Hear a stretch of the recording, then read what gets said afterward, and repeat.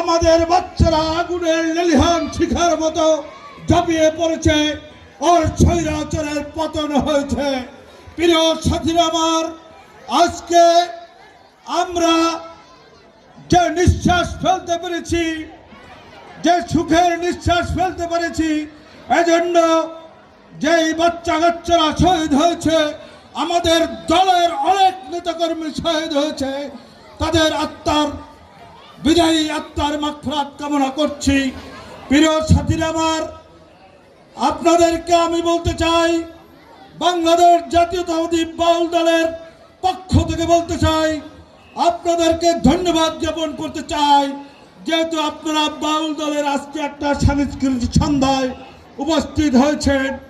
আজকে মিষ্টি আপাকে বলতে চাই, তার দৃষ্টি আকর্ষণ করছি, আপা ইতিমধ্যেই আমরা মিনিমাম 40টা জেলায় কমিটি দিতে সক্ষম হয়েছি। আপনার মাধ্যমে আমার এই বক্তব্য যেন তারেক রহমান পর্যন্ত পৌঁছে যায় এবং আপনার মাধ্যমে যেন দেশনেত্রী বেগম খালেদা জিয়া পর্যন্ত আমার বক্তব্য পৌঁছে যায়। আপা, আপনি বলবেন যে বাংলাদেশে বাউল দল সুসংগঠিত রয়েছে, টেকনাফ থেকে তেঁতুলিয়া, রূপসা থেকে পাথুরিয়া, প্রত্যেকটি ঘরে ঘরে আমাদের বাউল দলের স্লোগান চলছে। আমি আমার বক্তৃতা না বাড়িয়ে, যাদের জন্য আজকে আয়োজন, যে পরিবারের জন্য আজকে যে আয়োজন, এদের জন্য আমি শুধু এবং বাউল দলের স্লোগানটি দিয়ে আমার বক্তব্য শেষ করব। আমি আমার স্লোগান শুরু করছি। বাউল দলের বন্ধুরা, ছাত্র দলের বন্ধুরা, যুব দলের বন্ধুরা, আশা করি আমার স্লোগানটি ধরবেন। শহীদ জিয়ার গড়া দল,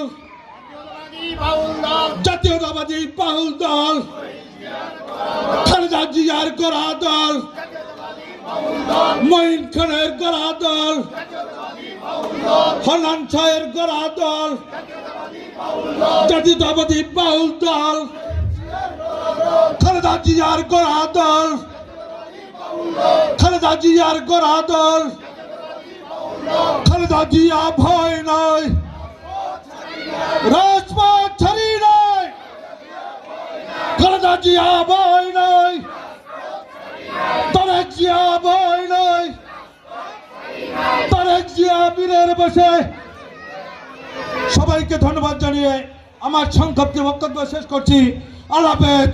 বাংলাদেশ জিন্দাবাদ, বাংলাদেশ জাতীয়তাবাদী বাউল দল জিন্দাবাদ।